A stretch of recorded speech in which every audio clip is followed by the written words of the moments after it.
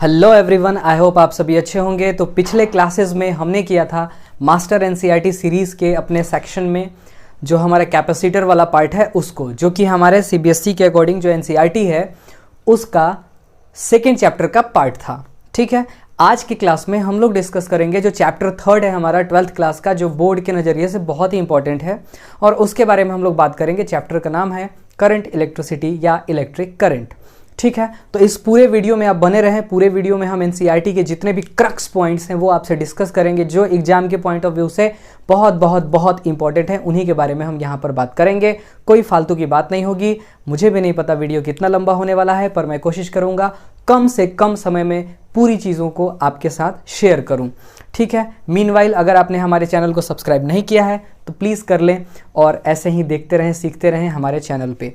ठीक है, तो आइए आज की क्लास शुरू करते हैं।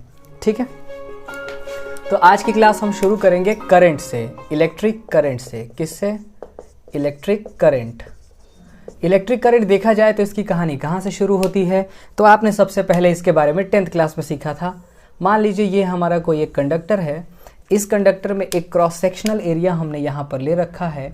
इस क्रॉस सेक्शनल एरिया पे मान लीजिए करंट इस तरफ है I, तो इस तरफ फ्लो कर रहा है प्लस Q और इस तरफ फ्लो कर रहा है माइनस Q। तो यहाँ पर जो डेल्टा Q हमारा होगा कितने टाइम में? डेल्टा T टाइम में। तो I इज इक्वल टू होता है delta Q upon delta T। ये हमारा इलेक्ट्रिक करंट का फॉर्मूला हुआ।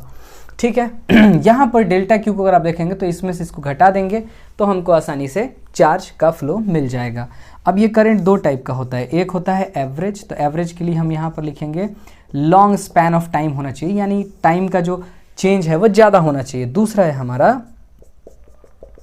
इंस्टेंटेनियस। तो इंस्टेंटेनियस के लिए ये जो टाइम है हमारा बहुत ही कम हो जाना चाहिए। तो ये चीज़ होता है। यहाँ से देखिए बच्चों, दो टाइप के क्वेश्चंस बन सकते हैं। कौन कौन से बन सकते हैं आइए उनको देख लेते हैं। तो पहला क्वेश्चन बन सकता है ग्राफ से, जिसमें आपको यहाँ Q दे दे और यहाँ पर T दे दे।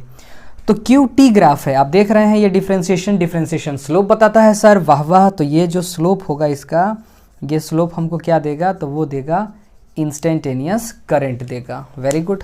अच्छा, दूसरी चीज़ हमको यहाँ से क्या सीखने को मिलती है? तो अगर हमको I और T ग्राफ दे दे, कौन सा ग्राफ? I और T ग्राफ दे दे, तो इससे के एरिया से, इसके किससे बेटा? एरिया से अपने को क्या चीज़ मिलती है? तो एरिया से जो हमको चीज़ मिलेगी वो क्या मिलेगी? देखिए थोड़ा सा इसको रीअरेंज करेंगे आप, तो देखिए ऐसा बन जाएगा। ये हो जाएगा dq is equal to I dt। अब इधर से इंटीग्रेट कर देंगे ना, तो इंटीग्रेशन से हमको क्या मिलता है? एरिया, और एरिया से अपने को क्या मिलेगा? चार्ज का फ्लो, कितना चार्ज फ्लो हुआ है वो मिल जाता है। ठीक है, साथ ही साथ SI यूनिट क्या होता है इसका? तो SI यूनिट एम्पियर होता है। ओके, 1 एम्पियर कितने के बराबर होगा? तो ये होगा 1 कूलम पर सेकेंड के। ठीक है, ये भी हो सकता है। और क्या हो सकता है? It is a scalar quantity. It is a scalar quantity. कैसी क्वांटिटी है? स्केलर क्वांटिटी है। आइदर करंट के पास बेटा डायरेक्शन और मैग्नीट्यूड दोनों होता है, मगर फिर भी ये स्केलर क्वांटिटी होती है because it doesn't follow the laws of vector. Vector के लॉ को ये फॉलो नहीं करता है, दैट्स वाई इसको हम लोग क्या बोलते हैं? एक स्केलर क्वांटिटी बोलते हैं। ठीक है, चलिए, तो ये तो हमारा हो गया इसका। इसके बाद जो हमारा टॉपिक है वो है ओम्स लॉ। इसके बाद क्या आता है? Ohm's law. तो ओम्स लॉ के बारे में अगर हम देखें तो ओम ने बोला था कि जो वोल्टेज है वो डायरेक्टली प्रोपोर्शनल होता है करंट के, लेकिन कब? जब टेम्परेचर क्या हो? कांस्टेंट रहे तब, क्योंकि टेम्परेचर वेरी करेगा तो मुद्दा बदलने लगता है। ठीक है, तो टेम्परेचर को उसने कांस्टेंट रखा। जैसे ही प्रोपोर्शनलिटी का साइन हटता है तो V जो है, V क्या है? पोटेंशियल है किसी कंडक्टर के अबाउट। यहाँ पर एक नया कांस्टेंट आता है। मान लेते हैं ये हमारा कोई कंडक्टर था जिसके अबाउट हमने ऐसे बैटरी कनेक्ट किया था और हम अपना एक्सपेरिमेंट ले रहे थे। ये इसका लेंथ था L, क्रॉस सेक्शनल एरिया इसका A था। ठीक है, तो R को बोलते हैं रेसिस्टेंस। R को क्या बोला जाता है? रेसिस्टेंस बोला जाता है। रेसिस्टेंस वो प्रॉपर्टी होती है किसी भी कंडक्टर की जो फ्लो ऑफ करंट को क्या करती है? अपोज करती है। ठीक है, और रेसिस्टेंस की वजह से ही हीट जनरेट होता है। तो ये किन किन चीज़ों पे डिपेंड करता है इसको देख लेते हैं। SI यूनिट इसका क्या होता है? ओम हो जाता है। ठीक है, और किन चीज़ों पे डिपेंड करता है? तो डिपेंड्स। किन किन चीज़ों पे डिपेंड करता है? पहले डिपेंड्स देख लेते हैं। डिपेंड करता है सबसे पहला वो ये करता है लेंथ पर, ऐसे लिख देते हैं ज्योमेट्रिकल पैरामीटर, जियोमेट्रिकल पैरामीटर्स, ठीक, यानी लेंथ और एरिया पर, एल और ए पर। दूसरा करता है property of material, property of material, material की प्रॉपर्टी पर। और तीसरा करता है किस पर, टेम्परेचर पर। तीसरा किस पर, टेम्परेचर पर। तो ये इसके कुछ डिपेंड करने की चीज़ें हुई। किस पे नहीं डिपेंड करता है, तो यहाँ ले लेते हैं does not depends, does not depends on, किन पे, सबसे पहला जो पॉइंट है हमारा वो है ये किस पे डिपेंड नहीं करता, तो V पर डिपेंड नहीं करता, I पर डिपेंड नहीं करता, इन दोनों चीज़ों पर ये डिपेंड नहीं करता। जैसे कैपेसिटर Q और V पर डिपेंड नहीं करता, वैसे ही रेसिस्टेंस इन चीज़ों पर डिपेंड नहीं करता है, ठीक है। तो यहाँ तक हम लोगों ने देखा रेसिस्टेंस के बारे में। फटाफट आप इसको नोट कर लीजिए ताकि हम आगे बढ़ पाएँ। ओके, चलिए आइए अब हम आगे बढ़ते हैं। इनमें और क्वेश्चंस कैसे आ सकते हैं, तो इनमें और क्वेश्चंस इंटीग्रेशन डिफरेंशिएशन से आ सकते हैं। यहाँ से आप इंटीग्रेट करके निकाल सकते हैं और डिफरेंशिएट करके निकाल सकते हैं। ओम्स लॉ पे कैसा क्वेश्चन आ सकता है सर, तो ओम्स लॉ पे जो क्वेश्चंस आ सकते हैं वो क्वेश्चंस आते हैं ग्राफ से। किससे आते हैं, ग्राफ से। तो अगर आप यहाँ से देखें तो यहाँ से हम लिख सकते हैं R = V/I लिख सकते हैं। यहाँ से दो टाइप के क्वेश्चंस निकल सकते हैं। अगर हम यहाँ पर V और I का ग्राफ बना दें तो इसके स्लोप से डायरेक्टली हमको क्या मिल जाएगा, हमको मिल जाएगा R।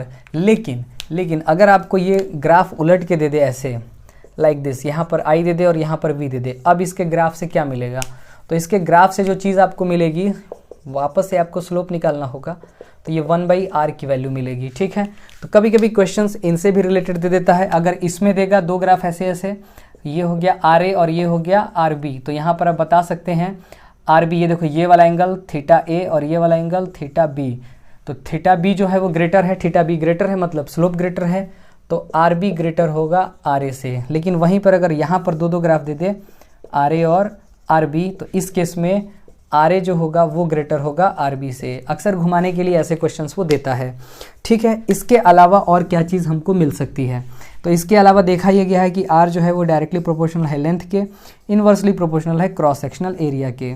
क्रॉस सेक्शनल एरिया इसको बोला जाता है, लेंथ इसको बोला जाता है। प्रोपोर्शनलिटी का साइन हटेगा, एक नया कांस्टेंट आएगा ρL/A। रो को क्या बोला जाता है, रेसिस्टिविटी। रो को क्या बोला जाता है बच्चों, रेसिस्टिविटी बोलते हैं, रेसिस्टिविटी। रेसिस्टिविटी की SI यूनिट होती है पर ओम पर मीटर, ओके। और ये एक स्केलर क्वांटिटी होती है, रेसिस्टेंस भी स्केलर होती है। किन चीज़ों पे डिपेंड करता है ये आपको ध्यान देना है। रेसिस्टिविटी का दूसरा नाम होता है स्पेसिफिक रेसिस्टिविटी। दूसरा नाम क्या है, स्पेसिफिक दे देता है, बच्चे घबरा जाते हैं। स्पेसिफिक रेसिस्टेंस होता है, रेसिस्टिविटी नहीं होता है, sorry for that, specific resistance. And this specific resistance depends on, किन किन चीज़ों पर डिपेंड करता है, ये आपके लिए बहुत ज़ोरदार चीज़ है, इसको आपको नोट करना है। ये डिपेंड करता है मटेरियल, प्रॉपर्टी ऑफ मटेरियल लिखिए सर, ज़्यादा अच्छा रहेगा। प्रॉपर्टी ऑफ मटेरियल पर डिपेंड करता है, ठीक। उसके बाद दूसरी चीज़ जिस पे डिपेंड करता है वो है टेम्परेचर। आगे चल कर के हम लोग देखेंगे टेम्परेचर का क्या मुद्दा है, कैसे उनको। तो यहाँ पर हम लोगों ने देख लिया ओम्स लॉ पे क्या आता है, कैसे आता है। अब हम चर्चा करेंगे कि इनसे हमको क्या समझना है। तो ध्यान देना, यहाँ पर जो हम लोग लेंथ लेते हैं बेटा, लेंथ ऐसे लेते हैं जिस तरफ करंट जाता है उस तरफ लेंथ लेते हैं। कभी कभी ऐसे क्वेश्चंस भी फंस जाते हैं जिनमें बच्चों इनको कर नहीं पाते हैं। अब बात आती है कि अगर हम लेंथ को वेरी करें, ए को वेरी करें, तो रेसिस्टेंस कैसे वेरी होता है। इन पे क्वेश्चंस कई दफ़ा पूछा है, तो हम लोग उसको भी कवर करेंगे। पहले आप इसको नोट कर लीजिए स्क्रीन पॉज करके, ताकि हम आगे बढ़ पाएँ। चलिए ठीक है, आई होप आपने इनको नोट कर लिया है।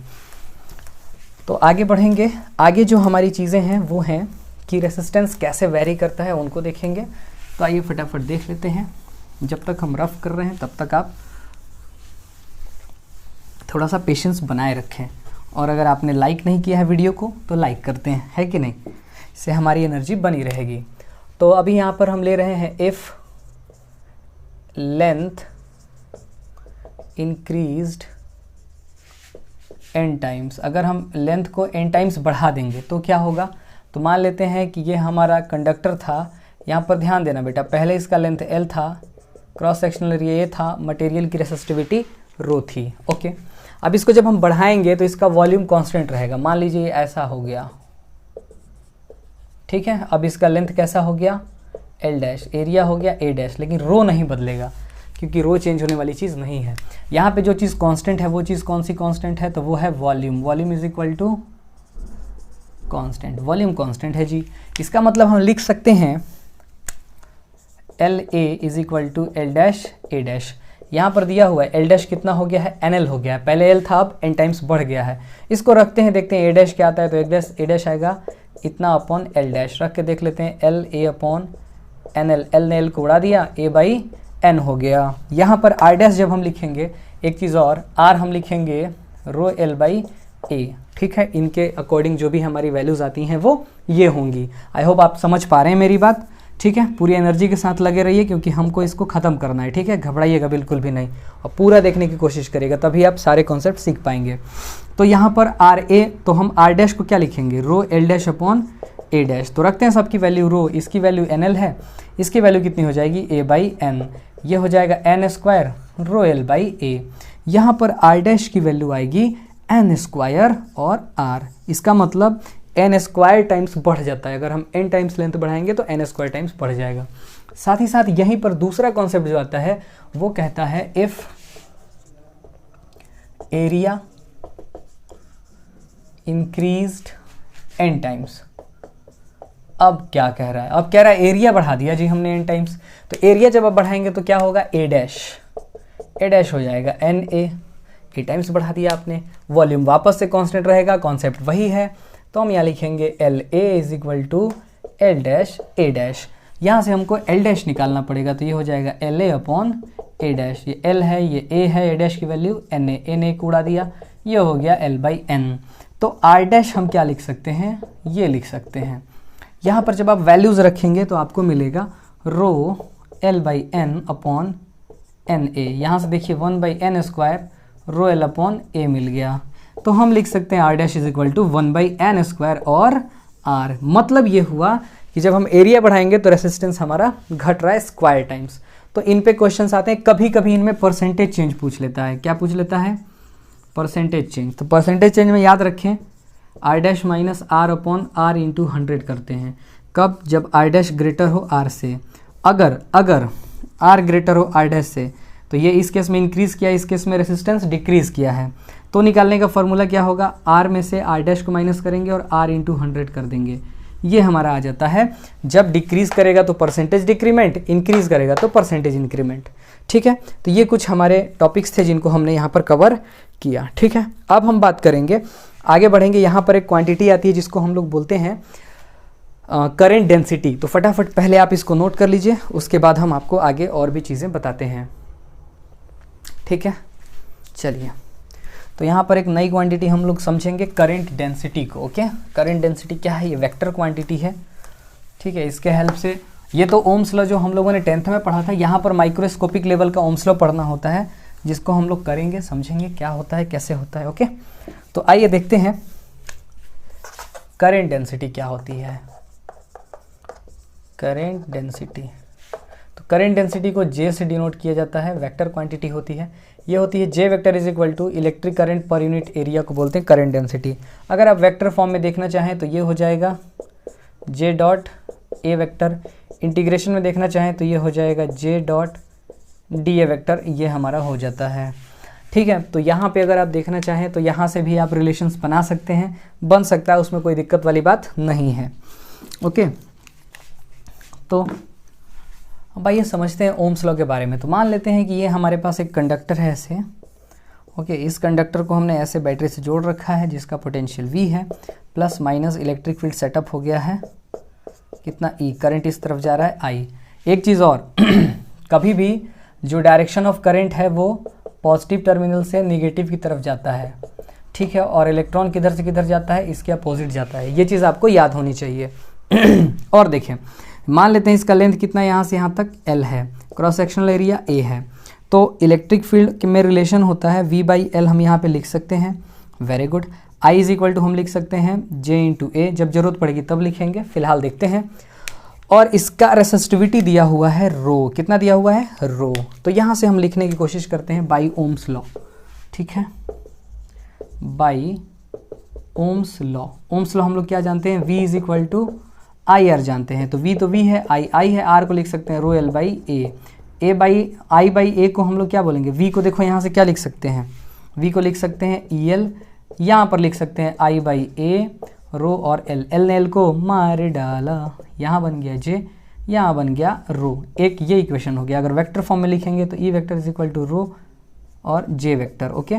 और इसको देखो हम जे के अगर जगह लिखना चाहें तो ये हो जाएगा 1 बाई रो और ये हो गया ई वेक्टर। 1 बाई रो को एक नया क्वांटिटी नाम दिया जाता है जिसको बोला जाता है सिग्मा। सिग्मा यहाँ पर क्या है, कंडक्टिविटी होती है। सिग्मा को क्या बोलते हैं बच्चों, कंडक्टिविटी। तो मैं यहाँ पर लिख दे रहा हूँ सिग्मा क्या है, कंडक्टिविटी। बेसिकली कंडक्टिविटी जो होती है वो उल्टा होती है किसके, 1 बाई रो के। तो इसका एसआई यूनिट कितना हो जाएगा, इसका एसआई यूनिट हो जाएगा, एक सेकेंड, हमने एसआई यूनिट जो है रो के गलत बता दिया था, ओम मीटर होता है, ठीक है। आप उसको सुधार लेंगे जो पहले हमने बताया था, ठीक है, सॉरी फॉर दैट, उसको सुधार लीजिएगा। यहाँ पर होता है एसआई यूनिट इसकी होती है पर ओम पर मीटर, ओके, ये होती है, उसको सुधार लीजिएगा। इसका ये किसका हो जाएगा, तो ये हो जाएगा रो का। मैंने मुझे लगता है उधर गलत बता दिया तो उसको सुधार लेंगे, ठीक है। चलिए, तो ये हमारा हो गया रेसिस्टिविटी, तो ये हमारा होता है ओम्स लॉ। अब टॉपिक आता है जिसको हम लोग बोलते हैं ड्रिफ्ट स्पीड। क्या बोलते हैं, ड्रिफ्ट स्पीड, ठीक है।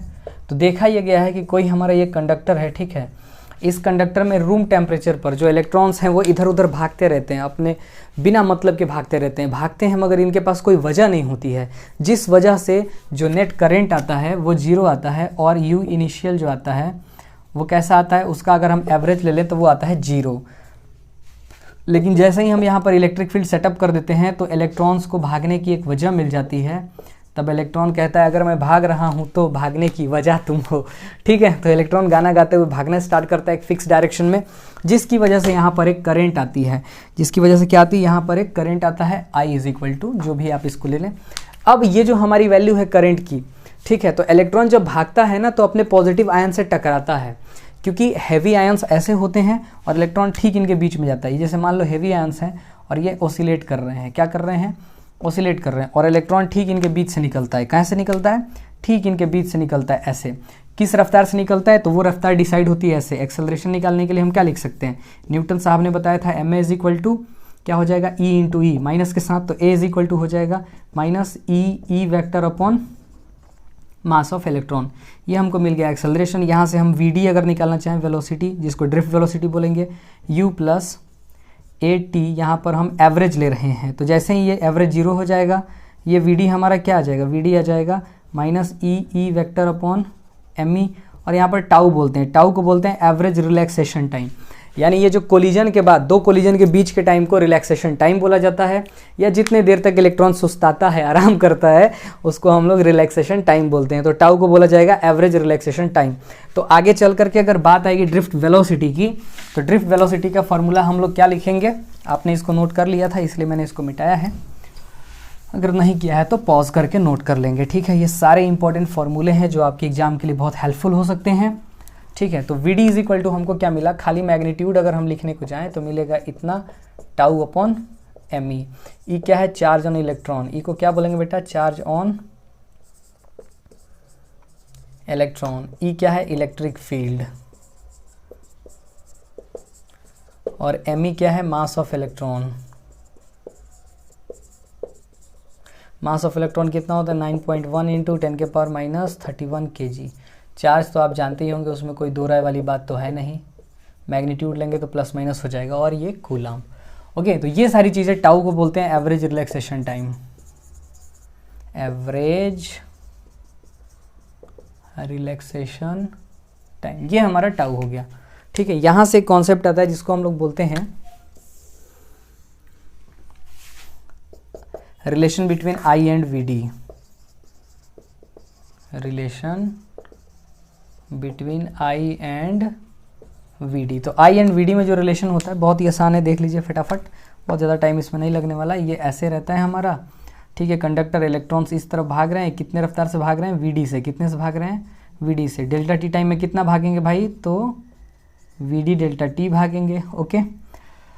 और यहाँ पर आप देखें तो जो रिलेशन हमारा निकल के आता है वो रिलेशन आता है कितना, तो वो आता है I is equal to NEA VD। यहाँ पर फॉर कांस्टेंट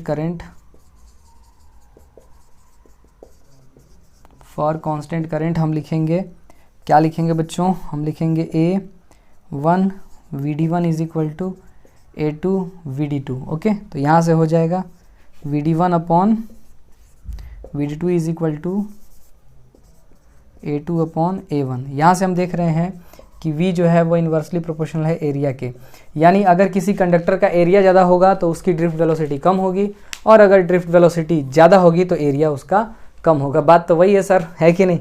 खैर, जैसे आपको समझ में वही हमारे लिए ज़्यादा है। अब यहाँ पर ये n क्या है, इसके बारे में थोड़ा आपको समझ लेना चाहिए। n को बोलते हैं नंबर ऑफ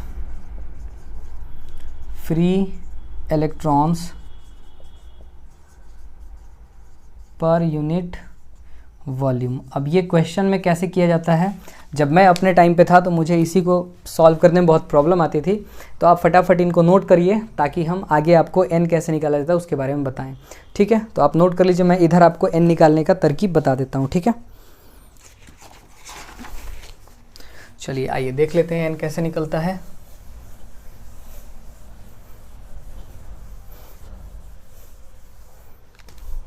तो देखेंगे n निकालने का तरीका होता है, फार्मूला होता है, फार्मूला मैं आपको बता दे रहा हूँ। n इज इक्वल टू यहाँ हो जाएगा एवोगाद्रो नंबर, यहाँ हो जाएगा एटॉमिक मास, ठीक है, जिसका भी जो भी एलिमेंट दिया है, इनटू डेंसिटी। क्वेश्चन में जनरली डेंसिटी दिया रहता है। ठीक है, आप इनका यूज़ करेंगे, आसानी से आप निकाल लेंगे। ठीक है, एवोगाड्रो नंबर आप जानते हैं कितना होता है, Na इज इक्वल टू हो जाता है 6.022 इंटू 10 के पावर 23, ये हो जाता है। एटॉमिक मास जो भी अगर कॉपर दिया है तो 63.5 ग्राम हो जाएगा। डेंसिटी उसकी जो भी दे रखी होगी वहाँ से रख करके आप आसानी से निकाल सकते हैं, इसमें कोई दिक्कत वाली बात नहीं होनी चाहिए। ठीक है, तो यहाँ के बाद हम लोग बात करेंगे, अब हम लोग थोड़ा फार्मूला निकालना चाहते हैं कि रेसिस्टिविटी का फार्मूला क्या आता है देखा जाए। ठीक है, तो आइए निकालने की कोशिश करते हैं। I इज इक्वल टू हम लोग जानते हैं V/R। ओके, तो यहाँ पर V की वैल्यू हम रखेंगे इलेक्ट्रिक फील्ड के टर्म में, वो हो जाएगा EL, और यहाँ पर हो जाएगा ρL/A। तो यहाँ से आप देखें, यहाँ से आप L से L कट हो जाएगा, और देखिए यहाँ पर इसको लिख सकते हैं NEAVD, और यहाँ हो गया EA अपॉन रो, इसने इसको उड़ा दिया। अच्छा जी, और देखिए हम क्या लिख सकते हैं, रो को इधर भेजेंगे, इनको इधर भेज देंगे तो रो इधर आ गया, और ये सारे टर्म चले गए। E अपॉन NEVD को लिख सकते हैं EE/ME टाउ, तो यहाँ से रो इज इक्वल टू हो गया ME ऊपर चला जाएगा, और E ने E को मार डाला तो बचा ME अपॉन NE² टाउ। ठीक है, इसी तरीके से सिग्मा इज इक्वल टू होता है 1/रो, तो ये हो जाएगा NE² टाउ/ME। यहाँ से हम देख रहे हैं रो जो है इन्वर्सली प्रोपोर्शनल है टाउ के, और रो जो है इन्वर्सली प्रोपोर्शनल है 1/n के। अब यहाँ से हमारा सिस्टम चलेगा टेम्परेचर के बेसिस पर, तो फटाफट आप इतना नोट करिए, तब हम टेम्परेचर वाली कहानी आपको समझाते हैं। चलिए ठीक है, आइए अब हम बात कर लेते हैं टेम्परेचर के अकॉर्डिंग क्या होता है, कैसे होता है। ठीक है, बने रहिए पूरे एनर्जी के साथ, क्योंकि जब तक हम लोग इसको ख़त्म नहीं करेंगे तब तक रुकेंगे नहीं। ठीक है, कितने लोग हैं ना बीच में गायब हो जाते हैं। ठीक है, गायब होंगे तो फिर आपका कॉन्सेप्ट मिस होगा भाई। ठीक है, टॉपिक्स एक बार मैं देख लेता हूँ कहाँ तक किया। तो इसके बाद अब हम लोग एक टर्म छूटा है हमारा मोबिलिटी। ठीक है, तो मोबिलिटी को भी कवर कर लेते हैं। मोबिलिटी को बेटा म्यू से डिनोट किया जाता है। मोबिलिटी होता है क्या एक्चुअली में, तो ये होता है magnitude of drift velocity per unit electric field. रख देते हैं वैल्यूज़, उसमें कौन सी बहुत बड़ी बात है, तो ये हो गया tau upon ME upon E ने E को मार डाला तो ये हो गया E टाउ अपॉन ME। इसका SI यूनिट आपको याद करना, ये पूछ सकता है, बहुत थोड़ा सा अल्टर होता है, ये होता है मीटर स्क्वायर पर वोल्ट पर सेकेंड। प्रैक्टिकल यूनिट इसकी क्या होती है, प्रैक्टिकल यूनिट होती है सेंटीमीटर स्क्वायर पर वोल्ट पर सेकेंड, ये होती है। अब यहाँ से टेम्परेचर वेरिएशन देख लेते हैं। Temperature dependence of ρR। ρR का मतलब रो रेसिस्टिविटी, R रेसिस्टेंस। तो सबसे पहले हम बात करेंगे कंडक्टर के लिए। किसके लिए,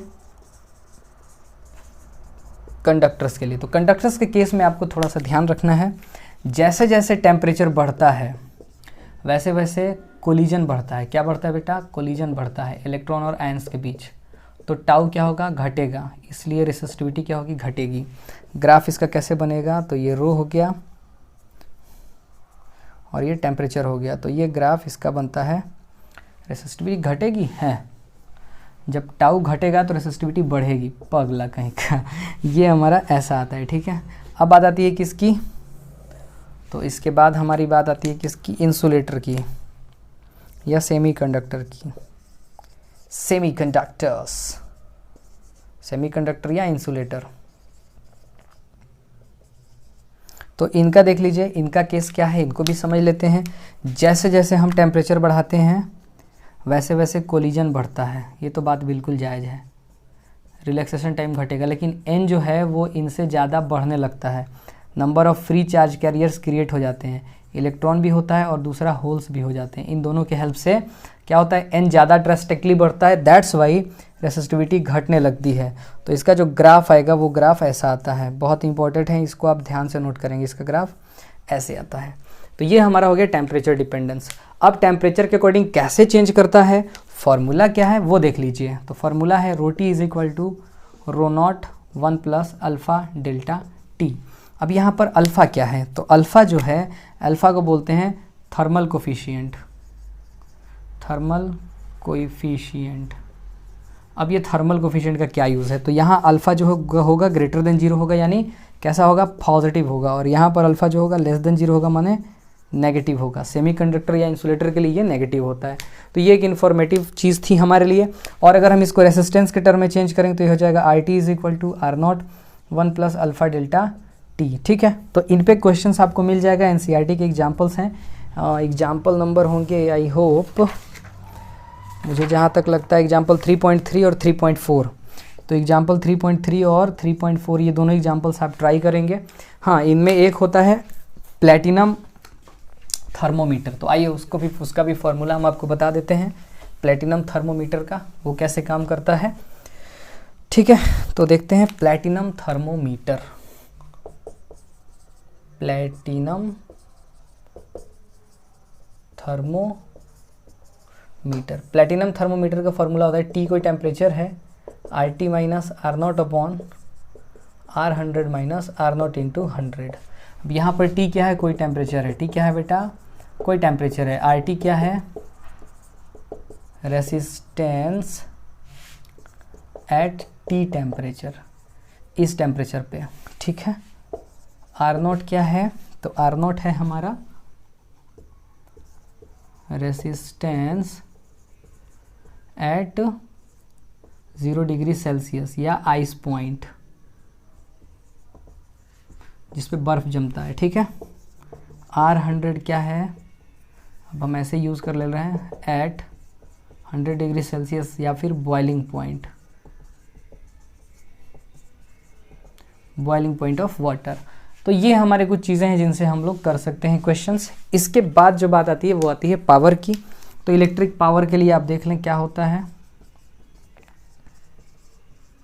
electric power P is equal to formula हमारा होता है VI, इसी को हम लिख सकते हैं I²R, इसी को हम लिख सकते हैं VA²/R। ये हमारा पावर का फार्मूला होता है, ठीक है। इसके बाद हम आगे बढ़ेंगे और अब हम बात करेंगे, कॉम्बिनेशन ऑफ रेसिस्टेंस हमारे सिलेबस में नहीं है, इसलिए मैं उसके बारे में चर्चा नहीं करूंगा, किसी और वीडियो में हम लोग उसको कवर कर लेंगे। तो अभी हम बात करेंगे सेल्स के बारे में और उसके इंटरनल रेसिस्टेंस वगैरह, सेल का टर्मिनल वोल्टेज क्या होता है, चार्जिंग डिस्चार्जिंग, इन सभी के बारे में, फिर कॉम्बिनेशन के बारे में बात करेंगे, ठीक है। तो आइए उनके बारे में समझते हैं, देखते हैं। तो सेल जो होता है, सेल को अगर आप देखें तो सेल ऐसे होता है, ठीक है। सेल के पास दो टर्मिनल होते हैं, ये प्लस और ये माइनस, इसको बोलते हैं एनोड, इसको बोलते हैं कैथोड, ओके।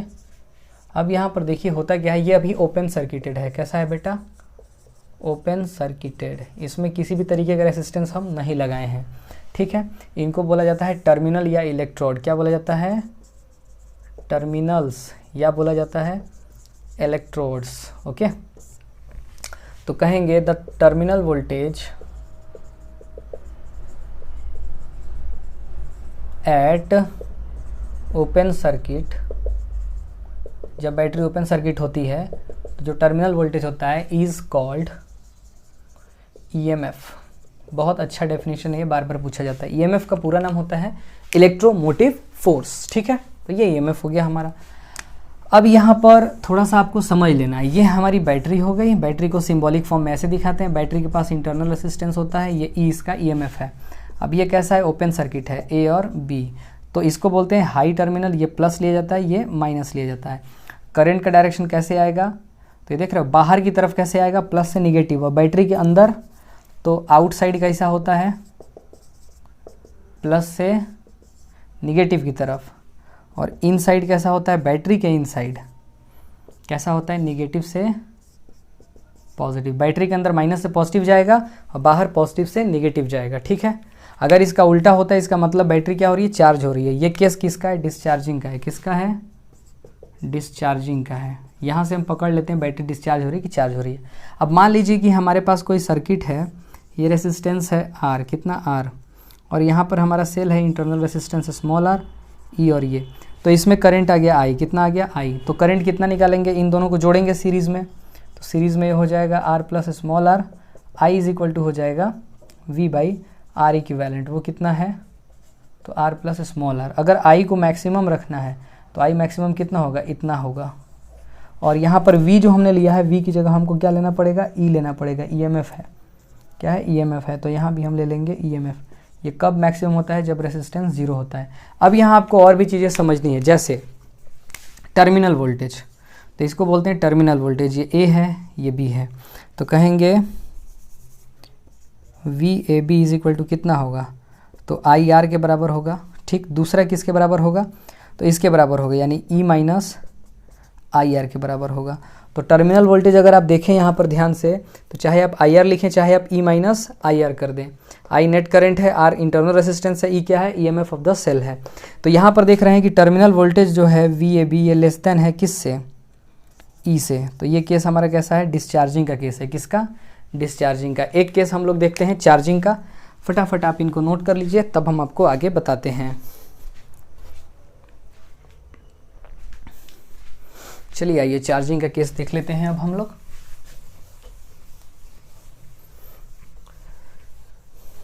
तो चार्जिंग के केस में आप देखेंगे सर्किट हमारी ऐसे ही रहेगी। थोड़ा सा सिंबॉलिक फॉर्म अगर हम इसका बनाना चाहें तो ये ऐसे हो जाता है, देख लीजिएगा।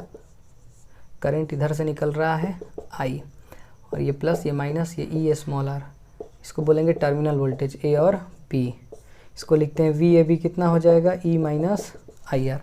ये हमारा सिचुएशन है किसका, चार्जिंग का, तो ये डिस्चार्जिंग का, सॉरी, तो ये आप देख लेंगे।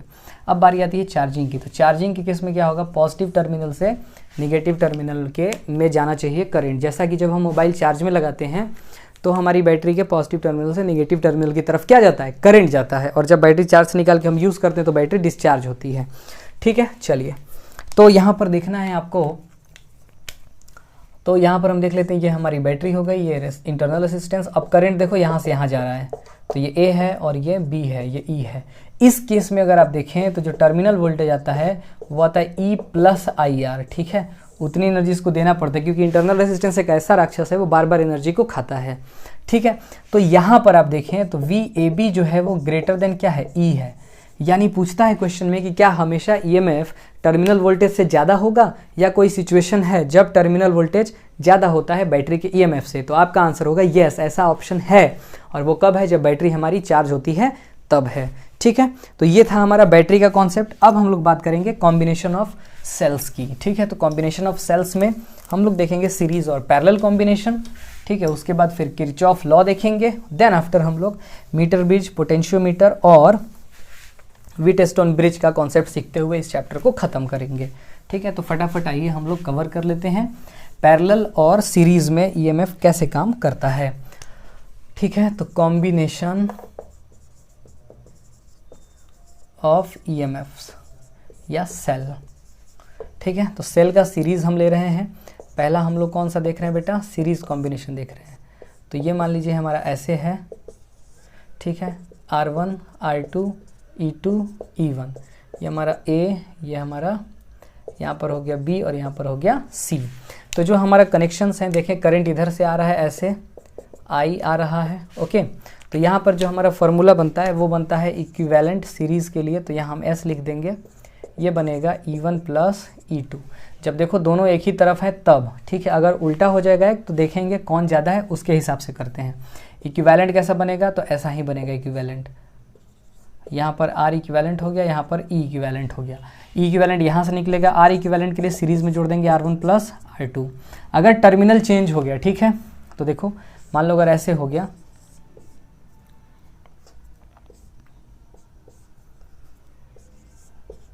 R2 E2 R1 E1, और मान लेते हैं E2 को ग्रेटर दिखा दिया हमने E1 से, ठीक है, तब हमारी बैटरी कैसी बनेगी, तो बैटरी इसी का सेल हम लीड करा देंगे। अरे यार, तो दोनों सिचुएशन हमारा सेम ही हो गया। इसको थोड़ा सा बदलते हैं, बदलते इन सेंस कि इसको छोटा और इसको बड़ा कर देते हैं। जी हाँ, अब देखिए, अब ये हमारा चेंज हो जाएगा। बैटरी ऐसी बनेगी, ई इक्विवेलेंट इसको बोलेंगे, ठीक है, इंटरनल रेजिस्टेंस ये है, आर इक्विवेलेंट तो फार्मूले में आ जाएगा। ई इक्विवेलेंट कैसे लिखेंगे, E2 माइनस E1 कर देंगे, और आर इक्विवेलेंट कैसे लिखेंगे, R1 प्लस R2। इसमें कोई चेंज नहीं आता है। अब देखें, इसके बाद पैरेलल की बात आती है। किसकी बात आती है बेटा, पैरेलल की। तो पैरेलल वाले केस में आप देखेंगे ये ऐसे है, ठीक है, ये हमारा ऐसे हो गया। करंट इधर से आ रहा है, इसमें I1 जा रहा है, इसमें I2 जा रहा है, वापस I1 I2 यहाँ पर आ करके अपना मिल जा रहे हैं, ठीक है, फिर यहाँ से I जा रहा है। ओके, तो ये जो बैटरी है हमारी, ये है E1, ये है R1, E2 ये है R2। यहाँ पर जो हमारा फार्मूला होता है वो होता है E equivalent upon R equivalent, और ये होता है E1 by, hey why are you writing like this, plus E2 by R2, और R इक्विवेलेंट का फार्मूला हो जाता है 1 बाई R इक्विवेलेंट। पैरेलल वाले पैरेलल में जुड़ते हैं, देखो, तो ये हमारा होता है। ऐसे ही इसमें भी अगर हम ऐसे टर्मिनल चेंज करेंगे तो यहाँ पर भी हमारा नेगेटिव में हो जाएगा। सेल जो हमारा इक्विवेलेंट बनता है वैसे बनेगा। एक चीज़ यहाँ पर आपको ध्यान देनी है, यहाँ पर अगर दोनों बराबर के हो जाएंगे तो यहाँ पर पोटेंशियल दोनों का सेम आएगा। अगर हमको पोटेंशियल मेंटेन करना रहता है इक्वल तो हम पैरेलल जोड़ लेते हैं, अगर बढ़ाना रहता है तो हम सीरीज़ में जोड़ते हैं, ठीक है। कुछ केसेस में देखा गया है कि सेवरल EMFs को, सेवरल सेल्स को एक साथ जोड़ देते हैं, तो वो वाला केस हम लोग इसमें स्किप कर रहे हैं क्योंकि बोर्ड के लिए वो अगर इम्पोर्टेंट मुझे नहीं लगता है। यहाँ से क्वेश्चंस आते हैं, उनको हमने देखा है। अब हम बात करेंगे किरचॉफ्स लॉ के बारे में, तो फटाफट आप इनको नोट कर लीजिए, तब हम किरचॉफ लॉ के बारे में बात करते हैं। चलिए ठीक है, आई होप आपने इनको नोट कर लिया है। घबराइएगा नहीं, वीडियो तो लंबा होगा ही क्योंकि एक वीडियो में सारी चीज़ें मैं आपको कॉन्साइज फॉर्म में दे रहा हूँ और पूरा एकदम क्रक्स पॉइंट हम लोग डिस्कस कर रहे हैं जो हमारे एग्जाम के पॉइंट ऑफ व्यू से बहुत इंपॉर्टेंट है, ठीक है। तो लाइक ज़रूर कर देना क्योंकि लाइक करने से आपके हमारे एनर्जी बनी रहती है, और शेयर करेंगे अपने दोस्तों में। यहाँ पर हम लोग बात करेंगे किरचॉफ लॉ का। किसका बात करेंगे, किरचॉफ्स लॉ का। तो किरचॉफ लॉ देखिए अपने आप में दो टाइप का होता है। कितने टाइप का होता है, दो टाइप का होता है। कौन कौन से होते हैं, सबसे पहला है हमारा करेंट रूल। कौन सा है, करेंट रूल। करेंट रूल को हम लोग क्या बोलते हैं, KCL बोलते हैं। क्या बोलते हैं शॉर्टकट में, KCL। इसका दूसरा नाम है जंक्शन रूल। दूसरा नाम क्या है, जंक्शन लॉ या जंक्शन रूल, ठीक है। इसके बाद जो दूसरा हमारा है वो है voltage law rule, voltage rule. तो वोल्टेज रूल को अगर आप देखें तो इसको शॉर्टकट में KVL बोला जाता है।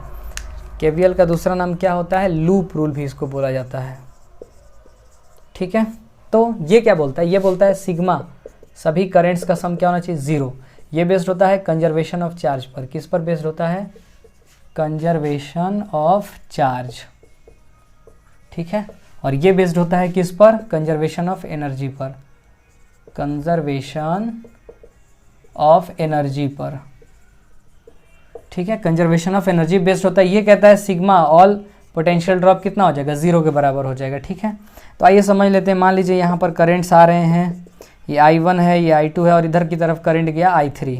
ओके, तो I3 जो होगा वो बोलेंगे किसके बराबर होगा बच्चों, तो ये I1 प्लस I2 के बराबर होगा। इसको नोड बोलते हैं।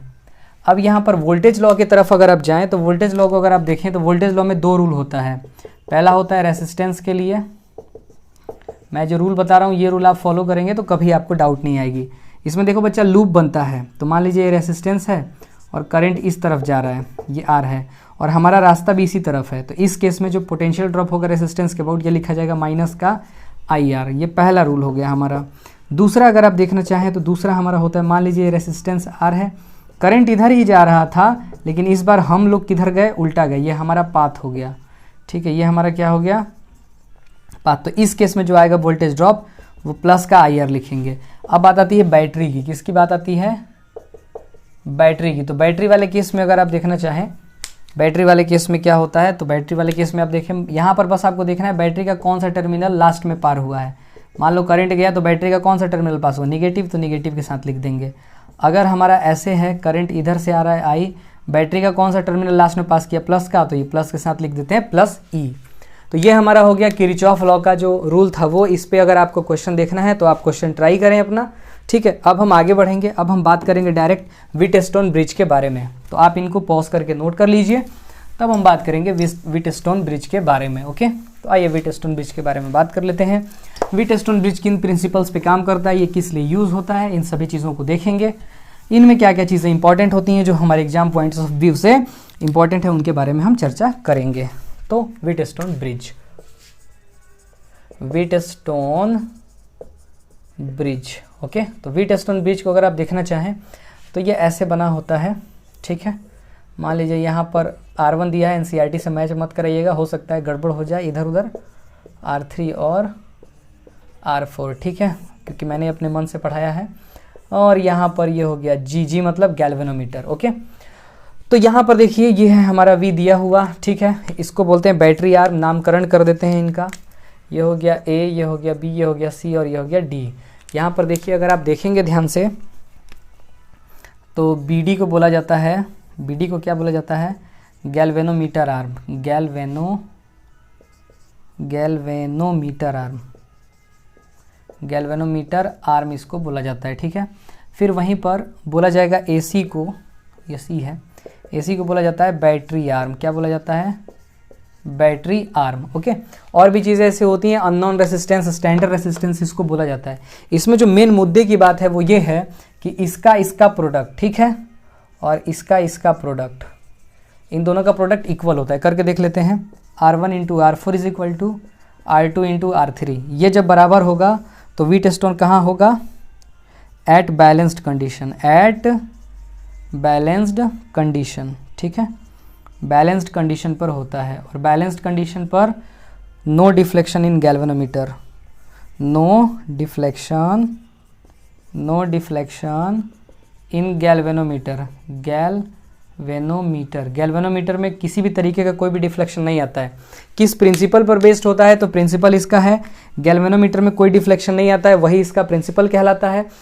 व्हीटस्टोन ब्रिज कॉन्सेप्ट पर ये गैल्वेनोमीटर में कोई जब डिफ्लेक्शन नहीं आता तो ये गायब हो जाता है, तब इससे पूछता है रेसिस्टेंस क्या होता है। तो आप देखेंगे यहाँ का पोटेंशियल सेम हो जाता है, ठीक है, तो इससे कोई भी करंट पास नहीं करेगी। यानी हम बोल सकते हैं कि VB इक्वल हो जाता है VD के, ये पोटेंशियल हमारा क्या हो जाता है, इक्वल हो जाता है, ठीक है। इसका मतलब ये इसके साथ सीरीज़ में आ गया, ये इसके साथ सीरीज़ में आ गया, और फिर ये आपस में पैरेलल में हो गए, ठीक है। ऐसे हमारे ये क्वेश्चंस हो जाते हैं। ये हो गया R1 प्लस R2 और यहाँ हो गया R3 प्लस R4।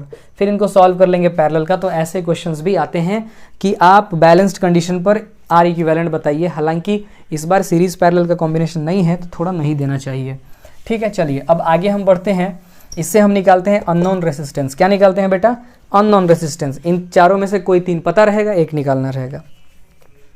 चलिए आगे बढ़ते हैं। नेक्स्ट है हमारा मीटर ब्रिज। क्या है बेटा, मीटर ब्रिज।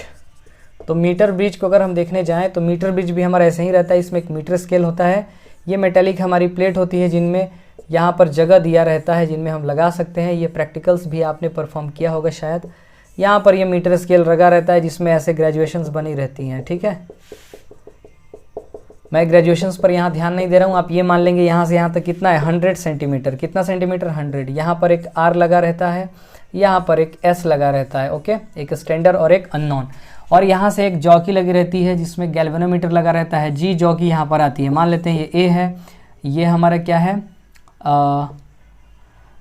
ये हमारा हो गया B, ये हो गया C, और यहाँ पर कोई पॉइंट हो गया D। मान लेते हैं यहाँ से यहाँ L1 डिस्टेंस पर, तो ये डिस्टेंस कितना हो जाएगा बेटा, बाकी का 100 माइनस L। ये सेंटीमीटर में है, ध्यान रहे, तो L और L1 हमारा सेंटीमीटर में मिलेगा, ठीक है। L हमने ले लिया। इस जगह हमको गैल्वेनोमीटर में जीरो डिफ्लेक्शन दिखता है। जब जीरो डिफ्लेक्शन दिखेगा तो देखिए इस केस में क्या होगा कि यहाँ पर एक रेसिस्टेंस बनेगा, एक यहाँ पर बनेगा, ठीक है। तो इसका प्रोडक्ट और इसका प्रोडक्ट सेम होना चाहिए। तो हम क्या करेंगे, R into R100 minus L is equal to S into, यहाँ पर S कर दिए और क्या कर देंगे R इंटू L। अब अगर दिया रहे रो, क्या दिया रहे, R पर सेंटीमीटर दिया रहे, ये क्या है, रेसिस्टेंस पर सेंटीमीटर, क्या दिया हुआ है, रेसिस्टेंस पर सेंटीमीटर। तो हम नहीं निकाल सकते हैं R100 माइनस L, तो इसका कितना हो जाएगा, R centimetre into 100 minus L। अच्छा, RL का कितना हो जाएगा, R centimetre into L, length से मल्टीप्लाई कर देंगे तो निकल जाएगा। अब इनकी जब वैल्यूज़ हम लोग यहाँ पर भरते हैं तो देखिए हमको क्या मिलेगा, हमको निकालना है R, तो R is equal to S L upon, sorry RL है ना, तो RL को क्या रख देंगे, ये रख देंगे R सेंटीमीटर और इंटू L, यहाँ पर लिख देंगे R centimetre into 100 minus L, R centimetre चला गया, S L upon 100 minus L, ये हमारा फार्मूला आ जाता है मीटर ब्रिज के लिए। मीटर ब्रिज से हम लोग दो चीज़ें निकालते हैं, प्रैक्टिकल में भी परफॉर्म किया जाता है, पूछा जाता है। पहला निकालते हैं अननोन रेसिस्टेंस, दूसरा निकालते हैं स्पेसिफिक रेसिस्टेंस। स्पेसिफिक रेसिस्टेंस का मतलब होता है रेसिस्टिविटी आपको निकालना है, ठीक है। तो ये चीज़ आप ध्यान देंगे, इनसे दो चीज़ें हम निकालते हैं। अब बात आती है हमारी पोटेंशियोमीटर की, ठीक है। ये हमारा लास्ट टॉपिक है आई होप, तो आइए इसके बारे में चर्चा कर लेते हैं, पोटेंशियोमीटर के बारे में। पोटेंशियोमीटर से हमारा जो है दो एप्लीकेशंस आते हैं पोटेंशियोमीटर के। पोटेंशियोमीटर का प्रिंसिपल क्या होता है, तो पोटेंशियोमीटर का प्रिंसिपल जो होता है वो होता है पोटेंशियल ग्रेडियंट पे ये काम करता है। किस पे काम करता है, पोटेंशियल ग्रेडियंट पे, पोटेंशियोमीटर। तो पोटेंशियोमीटर जो होता है वो किस पे काम करता है, एप्लीकेशन, प्रिंसिपल इसका पूछा जाता है अक्सर। प्रिंसिपल इसका क्या है, पोटेंशियल ग्रेडियंट। यहाँ पर जो E होता है वो डायरेक्टली प्रोपोर्शनल होता है किसके, L के। जैसे ही हटाएंगे तो यहाँ पर केल हो जाएगा एक नया कांस्टेंट। इसमें दो चीज़ें आती हैं, एक आता है कंपैरिजन ऑफ रेसिस्टेंस। तो सबसे पहले हम एप्लीकेशन फर्स्ट पढ़ेंगे, कंपैरिजन ऑफ टू सेल्स, दो सेल्स EMF का कंपैरिजन करते हैं, ठीक है। तो सर्किट आप देख लीजिए फटाफट, सर्किट बहुत ज़्यादा मुश्किल नहीं होता है। मान लीजिए बैटरी है, यहाँ पर रियोस्टेट लगा हुआ है और यहाँ से रिपीटेड ऐसे सर्किट चलती है, ठीक है।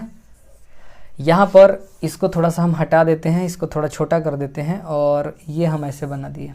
यहाँ से देखिए हमारी दो EMF कनेक्टेड रहती हैं, ठीक है, ऐसे, और ये 2 वे की में जुड़ी रहती हैं, 1, 2 और 3। यहाँ से चौकी, यहाँ पर एक लगा रहता है गैल्वेनोमीटर, और ये जो है हमारा EMF इसका 1 है और इसका 2 है। मान लेते हैं एक बार हमको यहाँ पर मिलता है L1, एक बार हमको यहाँ पर मिलता है L2। यहाँ पर की होती है K, ठीक है, यहाँ पर मिलता है L2। तो पहले वाले बैलेंस कंडीशन में हम लिखेंगे E1 is equal to KL1 और दूसरे के लिए लिखेंगे E2 is equal to KL2। दोनों को डिवाइड मार देंगे तो E1 by E2 is equal to L1 by L2। ये हमारा आ गया रिलेशंस कंपैरिजन ऑफ सेल के लिए। अगर हम देखें कंपैरिजन ऑफ सेल हो गया। अब यहाँ के बाद जो दूसरा हमारा एप्लीकेशन होता है वो होता है बच्चों, मैं इसको मिटा रहा हूँ, वो होता है हमारा इंटरनल रेसिस्टेंस वाला। तो आइए इंटरनल रेसिस्टेंस वाला भी हम लोग देख लेते हैं वो कैसे काम करता है। सारी सर्किट यहीं से चेंज होती है। इंटरनल रेसिस्टेंस यहाँ से देखिए, ये हमारा रेसिस्टेंस बॉक्स R होता है, यहाँ पर की होता है K2, इसका नाम दे दिया K1, और यहाँ पर बैटरी ऐसे लगी रहती है। बैटरी का EMF E है, इंटरनल रेसिस्टेंस R है, और ये गैल्वेनोमीटर से ऐसे जुड़ा हुआ है, पहला L1 और दूसरा L2। तो पहले क्या करते हैं, जब K2 ओपन रहता है, पहली रीडिंग कब लेंगे,